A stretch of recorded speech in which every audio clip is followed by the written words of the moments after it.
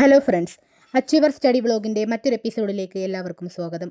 ഇന്ന് നമ്മളിവിടെ ഡിസ്കസ് ചെയ്യുന്നത് ആൻഷ്യൻ്റ് ഹിസ്റ്ററി ഓഫ് ഇന്ത്യയിലെ ബ്രോൺസ് ഏജിൽ വരുന്ന ഇൻഡസ് വാലി സിവിലൈസേഷൻ അല്ലെങ്കിൽ സിന്ധു നദീതട സംസ്കാരം അല്ലെങ്കിൽ മറ്റൊരു പേരായ ഹാരപ്പൻ സംസ്കാരത്തിൻ്റെ രണ്ടാമത്തെ ക്ലാസ്സാണ്.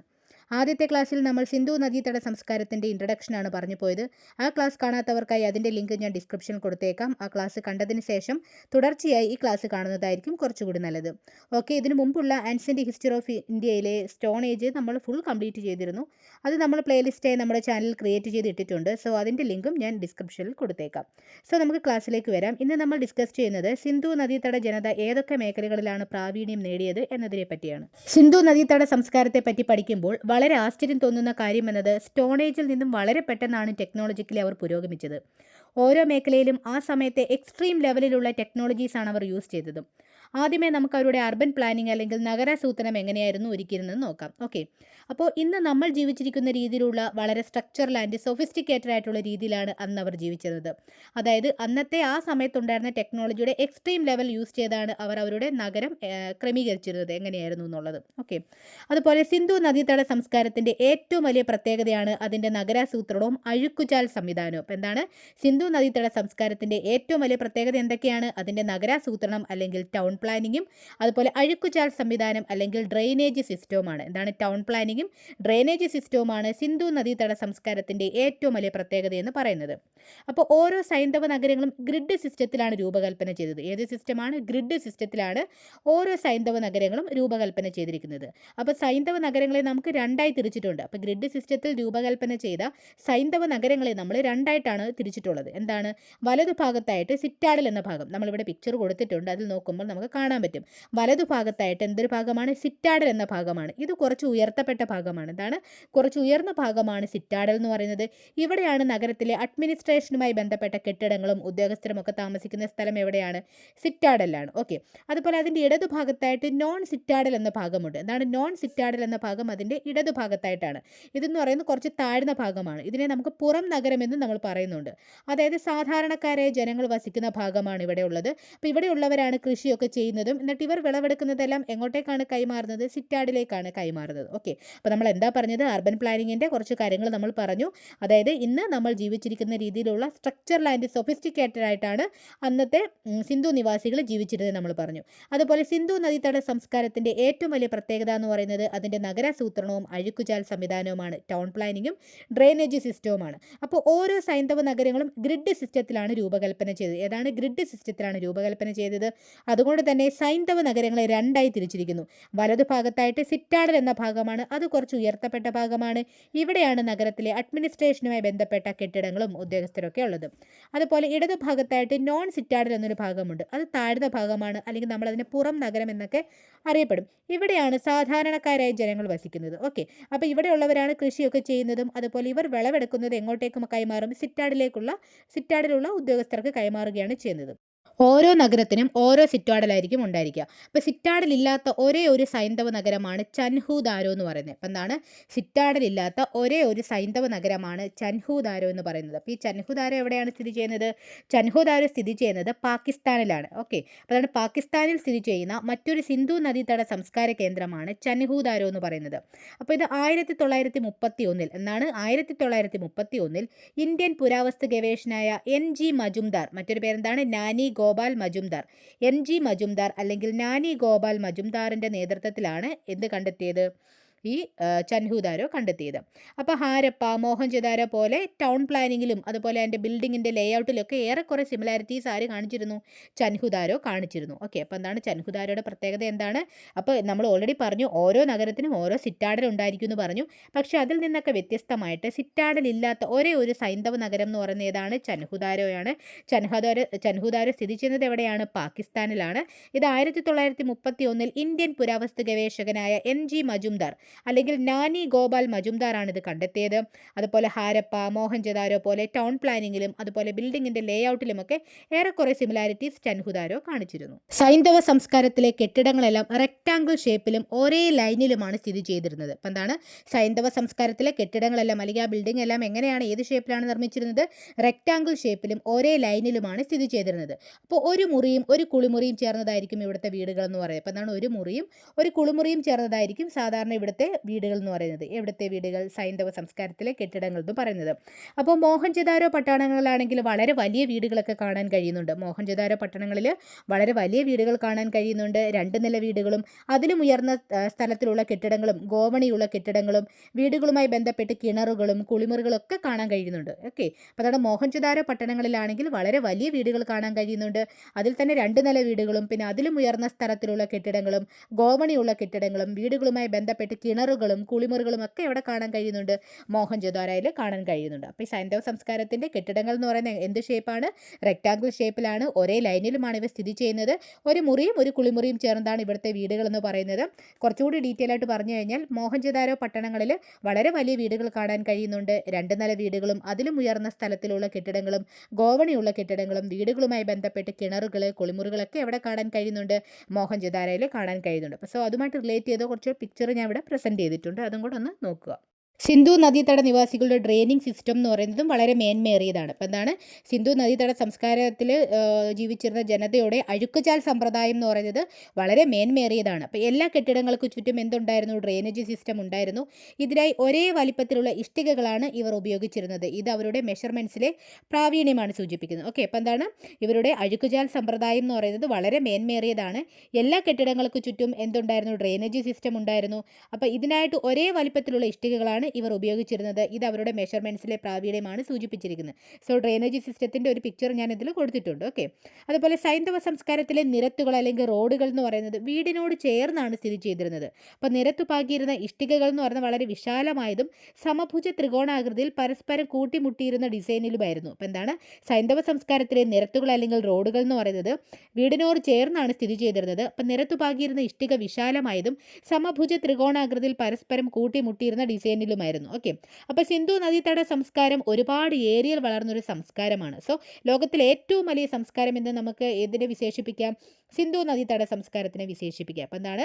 ലോകത്തിലെ ഏറ്റവും വലിയ സംസ്കാരം എന്ന് പറയുന്നത് ഏതാണ്? സിന്ധു നദീതട സംസ്കാരമാണ്. അപ്പോൾ സിന്ധു നദീതട സംസ്കാരത്തിൻ്റെ കുറച്ച് കാര്യങ്ങൾ നമ്മൾ എക്സ്ട്രാ പറഞ്ഞു. എന്താണ്? ഇവരുടെ അഴുക്കുചാൽ സമ്പ്രദായം വളരെ മേന്മേറിയതാണ്. എല്ലാ കെട്ടിടങ്ങൾക്ക് ചുറ്റും ഡ്രെയിനേജ് സിസ്റ്റം ഉണ്ടായിരുന്നു. ഇതിനായി ഒരേ വലിപ്പത്തിലുള്ള ഇഷ്ടികകളാണ് ഇവർ ഉപയോഗിച്ചിരുന്നത്. ഇത് അവരുടെ മെഷർമെൻറ്റ്സിലെ പ്രാവീണ്യത്തെ സൂചിപ്പിക്കുന്നു. അതുപോലെ സൈന്ധവ സംസ്കാരത്തിലെ നിരത്തുകൾ അല്ലെങ്കിൽ റോഡുകൾ എന്ന് പറയുന്നത് വീടിനോട് ചേർന്നാണ് സ്ഥിതി ചെയ്യുന്നത്. നിരത്തു പാകിയിരുന്ന ഇഷ്ടിക വിശാലമായതും സമഭുജ ത്രികോണാകൃതിയിൽ പരസ്പരം കൂട്ടിമുട്ടിയിരുന്ന ഡിസൈനിലുമായിരുന്നു. അതുപോലെ സിന്ധു നദീതട സംസ്കാരം ഒരുപാട് ഏരിയയിൽ വളർന്ന സംസ്കാരമായതിനാൽ ലോകത്തിലെ ഏറ്റവും വലിയ സംസ്കാരം എന്ന് വിശേഷിപ്പിക്കുന്നതും ഏതാണ്? സിന്ധു നദീതട സംസ്കാരമാണെന്നും ഓർത്തിരിക്കുക. ജലസംഭരണികൾക്കും ജലസംവിധാനങ്ങൾക്കും അതായത് വാട്ടർ മാനേജ്മെൻറ്റിനൊക്കെ പേര് കേട്ട ഒരു സിന്ധു നദീതട കേന്ദ്രമാണ് ധോളവീര എന്ന് പറയുന്നത്. എന്താണ്? ധോളവീര. അപ്പോൾ അതാണ് ജലസംഭരണികൾക്കും ജലസംവിധാനങ്ങൾക്കും അതായത് വാട്ടർ മാനേജ്മെൻറ്റിനെയൊക്കെ പേര് കേട്ട സിന്ധു നദീതട കേന്ദ്രമാണ് ധോളവീര എന്ന് പറയുന്നത്. ഇന്ത്യൻ പുരാവസ്തു ഗവേഷകനായ JP ജോഷി അല്ലെങ്കിൽ എന്താണ്? JP ജോഷി മറ്റൊരു പേരാണ് ജഗത്പതി ജോഷി. ജഗത്പതി ജോഷി അല്ലെങ്കിൽ JP ജോഷിയുടെ നേതൃത്വത്തിലാണ് എന്ത് കണ്ടെത്തിയത്? ഈ ധോളവീര കണ്ടെത്തിയത്. അപ്പോൾ ഇവിടെ ഒരു വലിയ സ്റ്റേഡിയവും അത് നമ്മളിവിടെ കണ്ടെത്തിയിട്ടുണ്ട്. ധോളവീരയിൽ കണ്ടെത്തിയിട്ടുണ്ട്. അപ്പോൾ നമ്മളൊരു വലിയ സ്റ്റേഡിയവും ധോളവീരയിൽ കണ്ടെത്തിയിട്ടുണ്ട്. ഏറ്റവും ഒടുവിലായി കണ്ടെത്തിയ സിന്ധു നദീതട കേന്ദ്രമാണ് ഗുജറാത്തിലെ ധോളവീര എന്ന് പറയുന്നത്. അപ്പോൾ എന്താണ്? ഏറ്റവും ഒടുവിലായി കണ്ടെത്തിയ സിന്ധു നദീതട കേന്ദ്രം ഏതാണ്? ഗുജറാത്തിലെ ധോളവീരയാണെന്നും ഓർത്തിരിക്കുക. അപ്പോൾ ഏറ്റവും ആദ്യം കണ്ടെത്തിയത് ഏതാണ്? അത് ഹാരപ്പൻ സംസ്കാരമാണ്. ഹാരപ്പയിലാണ് കണ്ടെത്തിയത്. അപ്പോൾ നമ്മൾ എന്താണ് പറഞ്ഞത്? ജലസംഭരണികൾക്കും ജലസംവിധാനങ്ങൾക്കും അതായത് വാട്ടർ മാനേജ്മെൻറ്റിനെയൊക്കെ പേര് കേട്ട സിന്ധു നദീതട കേന്ദ്രം എന്ന് പറയുന്നത് ഏതാണ്?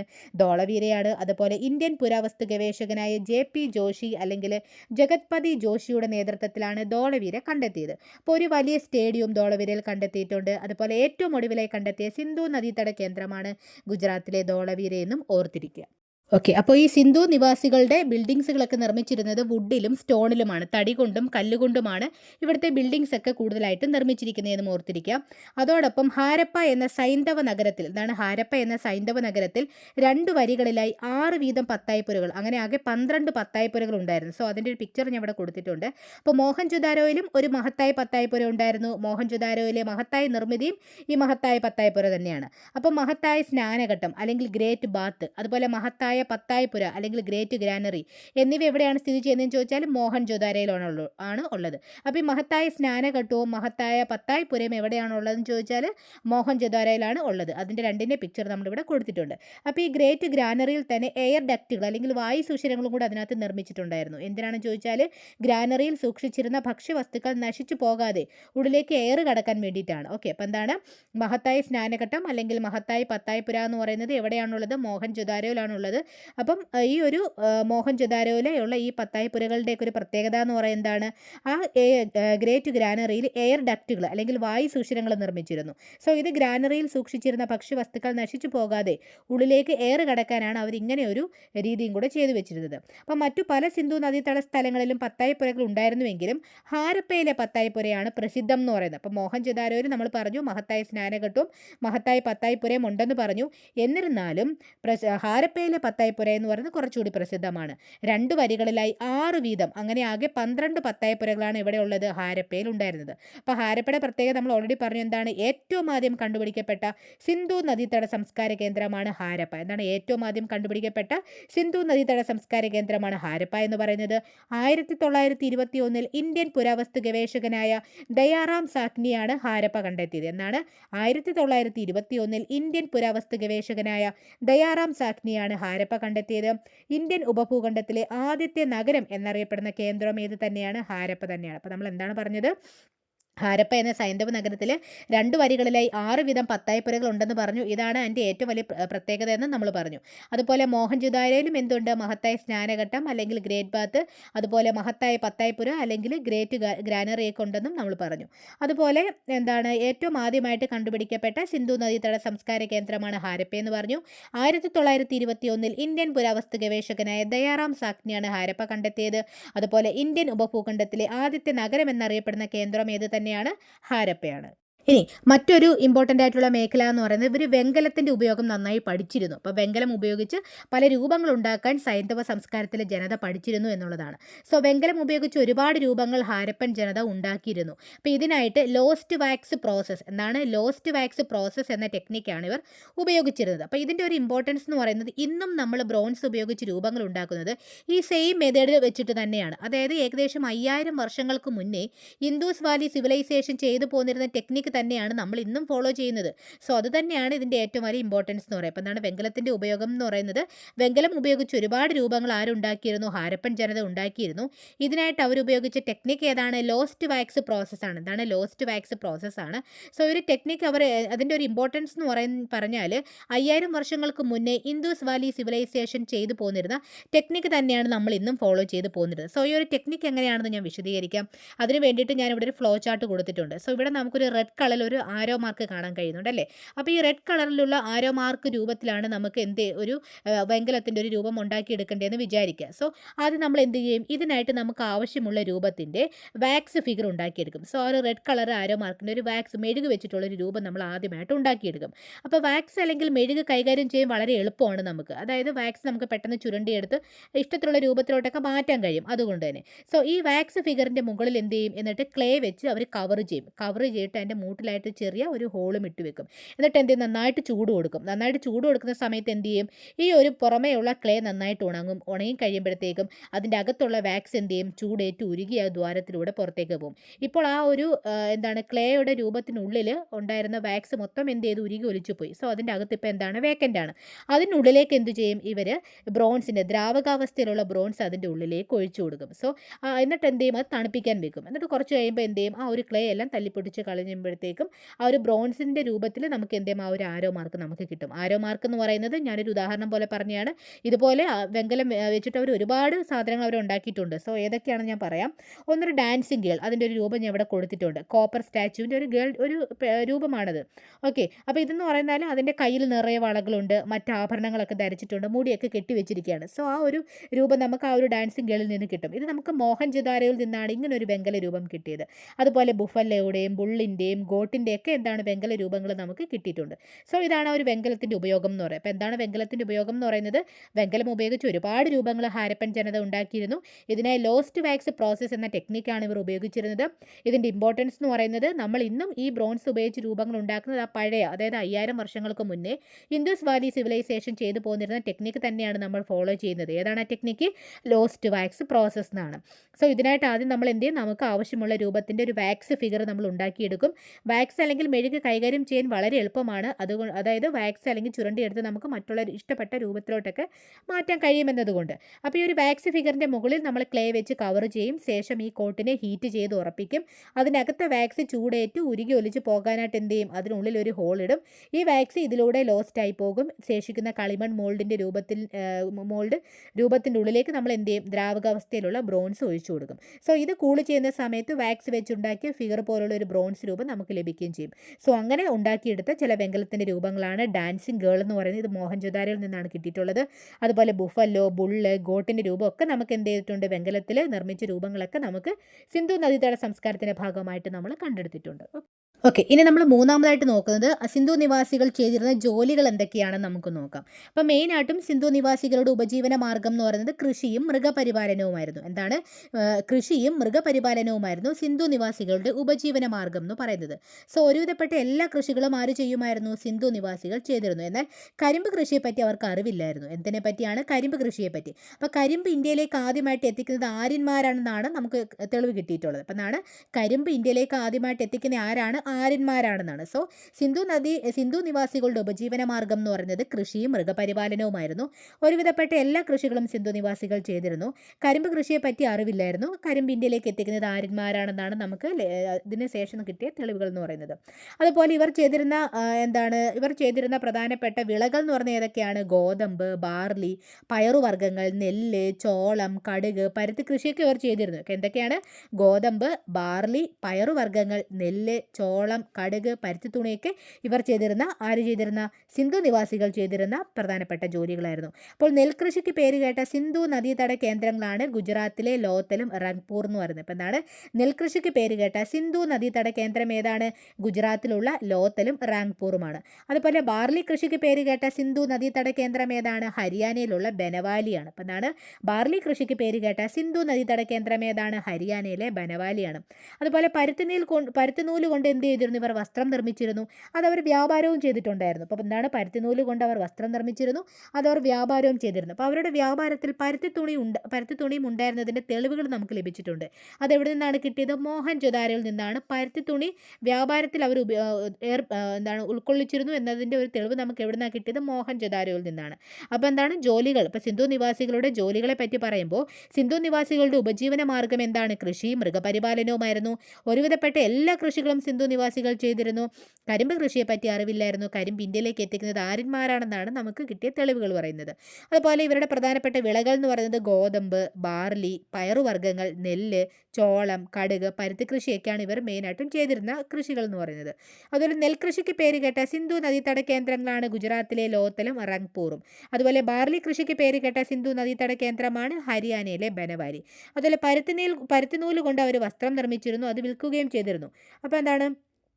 ഇവരുടെ വ്യാപാരത്തിൽ പരുത്തിത്തുണിയും ഉണ്ടായിരുന്നു എന്നതിനുള്ള തെളിവ് നമുക്ക് എവിടെ നിന്നാണ് കിട്ടിയിട്ടുള്ളത്? മോഹൻജൊദാരോയിൽ നിന്ന് നമുക്ക് ലഭിച്ചിട്ടുണ്ട്. തടി കൊണ്ടുള്ള കലപ്പ. എന്താണ് തടി കൊണ്ടുള്ള കലപ്പ? സിന്ധു നിവാസികൾ ഉപയോഗിച്ചിരുന്നതിൻ്റെ തെളിവ് കിട്ടിയ ഒരു കേന്ദ്രമാണ് കാളിബംഗൻ എന്ന് പറയും. അപ്പോൾ എന്താണ്? തടി കൊണ്ടുള്ള കലപ്പ സിന്ധു നിവാസികൾ ഉപയോഗിച്ചിരുന്നതിൻ്റെ തെളിവ് കിട്ടിയ ഒരു കേന്ദ്രം ഏതാണ്? കാളിബംഗനാണ്. അതുപോലെ നന്നായിട്ട് ഉഴുതുമറിച്ച നിലങ്ങളും നമുക്ക് ഇവിടെ നിന്ന് ലഭിച്ചിട്ടുണ്ട്. അപ്പോൾ നന്നായിട്ട് ഉഴുതുമറിച്ച നിലങ്ങളും അതുപോലെ തന്നെ തടി കൊണ്ടുള്ള കലപ്പ സിന്ധു നിവാസികൾ ഉപയോഗിച്ചിരുന്നതിൻ്റെ തെളിവും നമുക്ക് എവിടെ നിന്ന് കിട്ടിയിട്ടുണ്ട്? കാളിബംഗാനിൽ നിന്ന് കിട്ടിയിട്ടുണ്ട്. അതുപോലെ ഒട്ടകത്തിൻ്റെ അസ്ഥികൂടം നമുക്ക് എവിടെ നിന്നാണ് ലഭിച്ചിട്ടുള്ളത്? കാളിബംഗാനിൽ നിന്നാണ് ലഭിച്ചിട്ടുള്ളത്. ഈ കാളിബംഗാൻ എവിടെയാണ് സ്ഥിതി ചെയ്യുന്നത്? രാജസ്ഥാനിലാണ്. ഓക്കെ, രാജസ്ഥാനിലെ കാളിബംഗാൻ എന്ന് പറയുന്നത് മറ്റൊരു പ്രധാനപ്പെട്ട സൈന്ധവ നദീതട കേന്ദ്രമാണ്. ഖഗ്ഗർ നദീതീരത്താണ് സ്ഥിതി ചെയ്യുന്നത്. എവിടെയാണ്? ഖഗ്ഗർ നദീതീരത്താണ് സ്ഥിതി ചെയ്യുന്നത്. അമലാനന്ദ ഘോഷ് അല്ലെങ്കിൽ എ ഘോഷ് എന്ന ഇന്ത്യൻ ആർക്കിയോളജിസ്റ്റ് 1952 കാളിബംഗാൻ കണ്ടെത്തുന്നത്. എന്താണ്? 1952 കാളിബംഗാൻ കണ്ടെത്തുന്നത്. ആരാണ് കണ്ടെത്തിയത്? അമലാനന്ദ ഘോഷ് അല്ലെങ്കിൽ അല്ലെങ്കിൽ എ ഘോഷ് എന്ന് പറയുന്ന ഒരു ഇന്ത്യൻ ആർക്കിയോളജിസ്റ്റാണ്. അപ്പോൾ ഈ ഒരു കാളിബംഗാൻ എന്ന് പറഞ്ഞ ഒരു വേർഡിൻ്റെ മീനിങ് എന്ന് പറയുന്നത് കരിവള എന്നാണ് അർത്ഥം. ഇതാണ് കരിവള എന്നാണ് അർത്ഥം. അപ്പോൾ നമ്മൾ എന്താണ് ഇവിടെ പറഞ്ഞത്? തടി കൊണ്ടുള്ള കലപ്പ സിന്ധു നിവാസികൾ ഉപയോഗിച്ചിരുന്നതിൻ്റെ തെളിവ് കിട്ടിയ കേന്ദ്രമാണ് കാളിബംഗൻ. നന്നായിട്ട് ഉഴുതുമറിച്ച് നിലങ്ങൾ കാണാൻ കഴിഞ്ഞതും കാളിബംഗാനിലാണ്. ഒട്ടകത്തിൻ്റെ അസ്ഥികൂടം നമുക്ക് ഇവിടെ നിന്ന് ലഭിച്ചിട്ടുണ്ട്. അതുപോലെ രാജസ്ഥാനിലെ കാളിബംഗാൻ എന്നത് മറ്റൊരു പ്രധാനപ്പെട്ട സൈന്ധവ നദീതട കേന്ദ്രമാണ്. ഖഗ്ഗർ നദീതീരത്താണ് ഇത് സ്ഥിതി ചെയ്യുന്നത്. അമലാനന്ദ ഘോഷ് അല്ലെങ്കിൽ എ ഘോഷ് എന്ന ഇന്ത്യൻ ആർക്കിയോളജിസ്റ്റാണ് ഇത് കണ്ടെത്തിയത്. കരിവള എന്നാണ് ഇതിൻ്റെ മീനിങ്. ഓക്കെ, ഇനി നമ്മൾ പ്രധാനമായിട്ടും ഓർത്തിരിക്കേണ്ട കുറച്ച് കാര്യങ്ങളുണ്ട്. അപ്പോൾ ഒന്ന്, ഇന്ത്യൻ ഉപഭൂഖണ്ഡത്തിൽ ആദ്യമായി കൃഷി ചെയ്തത് ഏത് കേന്ദ്രത്തിലാണെന്ന് ചോദിച്ചു കഴിഞ്ഞാൽ മെഹർഗഡിലാണ്. അപ്പം എന്നാണ് ഇന്ത്യൻ ഉപഭൂഖണ്ഡത്തിൽ ആദ്യമായി കൃഷി ചെയ്ത കേന്ദ്രം, സിന്ധു നദീതട കേന്ദ്രം എന്ന് പറയുന്നത് ഏതാണ്? മെഹർഗഡാണ്. രണ്ടാമത്തൊരു ക്വസ്റ്റ്യൻ, ഇന്ത്യൻ ഉപഭൂഖണ്ഡത്തിൽ ആദ്യമായിട്ട് പരുത്തി കൃഷി ചെയ്ത കേന്ദ്രം എന്ന് പറയുന്നത് ഏതാണ്? മെഹർഗഡാണ്. അതുപോലെ ഇന്ത്യൻ ഉപഭൂഖണ്ഡത്തിൽ ആദ്യമായിട്ട് കണ്ടെത്തിയ നവീന ശിലായുഗ കേന്ദ്രം എന്ന് പറയുന്നത് മെഹർഗഡാണ്. അതുപോലെ സിന്ധു സംസ്കാരത്തിലെ ആദ്യത്തെ അധിവാസ കേന്ദ്രവും ഏത് തന്നെയാണ്? പാകിസ്ഥാനിലെ മെഹർഗഡാണ്. അപ്പോൾ എന്താണ്? 4 ക്വസ്റ്റ്യൻസ് ചോദിച്ചു കഴിഞ്ഞാൽ അതിൻ്റെ ഒരു ഉത്തരം എന്ത് തന്നെയാണ്? മെഹർഗഡാണ്. ഏതാണ് ആ 4 ക്വസ്റ്റ്യൻസ് എന്ന് പറയുന്നത്? ഇന്ത്യൻ ഉപഭൂഖണ്ഡത്തിൽ ആദ്യമായിട്ട് കൃഷി ചെയ്ത, അതായത് സിന്ധു സംസ്കാരത്തിൽ ഇന്ത്യൻ ഉപഭൂഖണ്ഡത്തിൽ ആദ്യമായിട്ട് കൃഷി ചെയ്തത് ഏത് കേന്ദ്രമാണ്? മെഹർഗഡാണ്. അതുപോലെ ഇന്ത്യൻ ഉപഭൂഖണ്ഡത്തിൽ ആദ്യമായിട്ട് പരുത്തി കൃഷി ചെയ്തത് എവിടെയാണ്? മെഹർഗഡിലാണ്. അതുപോലെ ഇന്ത്യൻ ഉപഭൂഖണ്ഡത്തിൽ ആദ്യമായി കണ്ടെത്തിയ നവീന ശിലായുഗ കേന്ദ്രവും മെഹർഗഡാണ്. അതുപോലെ സിന്ധു സംസ്കാരത്തിലെ ആദ്യത്തെ അധിവാസ കേന്ദ്രം ഏത് തന്നെയാണ്? പാകിസ്ഥാനിലെ മെഹർഗഡാണെന്നുള്ള കാര്യം കൂടെ ജസ്റ്റ് ഒന്ന് ഓർത്തിരിക്കുക. ഓക്കെ, നെക്സ്റ്റിന് നമ്മൾ നോക്കാൻ പോകുന്നത് സിന്ധു സമൂഹം എങ്ങനെയായിരുന്നു എന്നാണ്. ഓക്കെ, അപ്പോൾ സിന്ധു സമൂഹം എങ്ങനെയായിരുന്നു? ഒരു ഈഗലിറ്റേറിയൻ സൊസൈറ്റി ആയിരുന്നു ആ സമയത്ത് നിലനിന്നിരുന്നത്. എന്താണ്? ഈഗലിറ്റേറിയൻ സൊസൈറ്റി ആയിരുന്നു. അതായത് എല്ലാ തരത്തിലുമുള്ള സമത്വ അവകാശങ്ങളും നിലനിന്നിരുന്ന സമൂഹം എന്നാണ് അതിൻ്റെ അർത്ഥം. അപ്പോൾ എന്താണ്? എല്ലാ തരത്തിലുമുള്ള സമത്വ അവകാശങ്ങളും നിലനിന്നിരുന്ന ഒരു സമൂഹമായിരുന്നു എന്ത്? ഈഗലിറ്റേറിയൻ സൊസൈറ്റി കൊണ്ട് അർത്ഥമാക്കുന്നത്. അപ്പോൾ ഈ സമൂഹത്തിൽ സ്ത്രീകളും പുരുഷന്മാരും സമന്മാരും തുല്യരുമായിരുന്നു. സോ അങ്ങനെ ഒരു സൊസൈറ്റി ആയിരുന്നു ഏത് കാലത്തിൽ നിലനിന്നിരുന്നത്? സിന്ധു സമൂഹത്തിൽ നിലനിന്നിരുന്നു. ഓക്കെ, അപ്പം എന്താണ്? സിന്ധു സമൂഹം എന്ന് പറയുന്നത് ഒരു ഈഗലിറ്റേറിയൻ സൊസൈറ്റി ആയിരുന്നു നിലവിലുണ്ടായിരുന്നത്. അതായത് എല്ലാ തരത്തിലുമുള്ള സമത്വ അവകാശങ്ങളും നിലനിന്നിരുന്ന സമൂഹം എന്നാണ് അർത്ഥം. ഈ സമൂഹത്തിൽ സ്ത്രീകളും പുരുഷന്മാരും സമന്മാരായിരുന്നു. സോ ഇനി നെക്സ്റ്റ് ആയിട്ട് നോക്കുന്നത് സിന്ധു നിവാസികളുടെ എഴുത്തുവിദ്യ എങ്ങനെയായിരുന്നു എന്നാണ്. അപ്പോൾ സിന്ധു നിവാസികൾക്ക് ഒരു എഴുത്തുവിദ്യ ഉണ്ടായിരുന്നു, എന്നാൽ നമുക്ക് ഇന്ന് വരെ അത് വായിച്ചെടുക്കാൻ കഴിഞ്ഞിട്ടില്ല എന്നുള്ളതാണ് സത്യം. അപ്പോൾ ഇവർ ഉപയോഗിച്ച ലിപികളിൽ കൂടുതൽ ചിത്രങ്ങൾ കാണുന്നതിനാൽ ഈ ലിപിയെ പിക്ടോഗ്രാഫിക് ലിപി അല്ലെങ്കിൽ ചിത്രലേഖന ലിപി എന്നാണ് അറിയപ്പെടുന്നത്. ഓക്കെ, അപ്പോൾ ഇതെന്ന് പറഞ്ഞാൽ എന്താണ്? വലത്ത് നിന്നും ഇടത്തോട്ടാണ് ഇത് എഴുതി തുടങ്ങുന്നത്. കൂടാതെ ഇടത്ത് നിന്ന് വലത്തോട്ട് എഴുതിയാൽ അടുത്ത വരി അവർ വലത്ത് നിന്ന് ഇടത്തോട്ട്. സോ ആ ഒരു സിക്സാഗ് രീതിയിലാണ് ഇവരുടെ റൈറ്റിംഗ് എന്ന് പറയുന്നത്. അപ്പോൾ ഈ ഒരു റൈറ്റ് ഓഫ് മെത്തേഡിനെ അറിയപ്പെടുന്നത് ബോസ്റ്റ് ഓഫ് റോഡൻ എന്നാണ്. എന്താണ്? ബോസ്റ്റ് ഓഫ് റോഡൻ എന്നാണ് ഈ ഒരു ടൈപ്പ് ഓഫ് റൈറ്റിങ്ങിനെ അറിയപ്പെടുന്നത്. അപ്പോൾ എന്താണ്? ഇവരുടെ എഴുത്തുവിദ്യ എന്ന് പറയുന്നത് എങ്ങനെയാണ്? ഇവർ ചിത്രങ്ങളൊക്കെ ഉപയോഗിച്ചിട്ടുള്ള ഒരു എഴുത്തുവിദ്യ ആയതിനാൽ ഇവരുടെ ലിപിയെ പിക്ടോഗ്രാഫിക് ലിപി അല്ലെങ്കിൽ ചിത്രലേഖന ലിപി എന്നാണ് പറയുന്നത്. അതുപോലെ ഇവർ എഴുതുന്ന രീതി എന്ന് പറയുന്നത് വലത്ത് നിന്നും ഇടത്തോട്ടാണ് എഴുതുന്നത്. അടുത്ത് തുടങ്ങുന്നത് എവിടെ നിന്നാണ്? പിന്നെ ഇടത്ത് നിന്ന് വലത്തോട്ട്. സോ ആ ഒരു ടൈപ്പ് ഓഫ് മെത്തേഡിനെ, റൈറ്റിങ്ങിനെ നമ്മൾ ബോസ്റ്റ് ഓഫ് റോഡൻ എന്നാണ് അറിയപ്പെടുന്നത്. സോ ഇതുവരെ നമ്മൾ നോക്കിയത് സിന്ധു നദീതട സംസ്കാര ജനത കൈവരിച്ച നേട്ടങ്ങൾ ഏതൊക്കെ മേഖലകളിൽ അപ്ലൈ ചെയ്തു എന്നതാണ്. അർബൻ പ്ലാനിങ്, വെങ്കലത്തിൻ്റെ ഉപയോഗം, പ്രധാനപ്പെട്ട അവരുടെ ജോലികൾ, സിന്ധു സമൂഹം, അവരുടെ എഴുത്തുവിദ്യ എന്നീ കാര്യങ്ങളാണ് നമ്മൾ ഈ വീഡിയോയിൽ ഡിസ്കസ് ചെയ്ത് ബാക്കിയുള്ള മേഖലകളെ പറ്റി അടുത്ത ക്ലാസ്സിൽ നമ്മൾ ഡിസ്കസ് ചെയ്യുന്നതായിരിക്കും. സോ വീഡിയോ ഇൻട്രസ്റ്റിംഗും ഇൻഫർമേറ്റീവുമായി തോന്നിയാൽ ലൈക്ക് ചെയ്യാനും സബ്സ്ക്രൈബ് ചെയ്യാനും മറ്റു കൂട്ടുകാർക്കായി ഷെയർ ചെയ്യാനും മറക്കരുത്. നെക്സ്റ്റ് ഇടുന്ന വീഡിയോസ് നിങ്ങൾക്ക് ഇടുന്ന മുറയ്ക്ക് തന്നെ നോട്ടിഫിക്കേഷനായി വരാനായി ബെല്ലൈക്കൺ കൂടി എനാബിൾ ചെയ്യുക. So thank you for watching.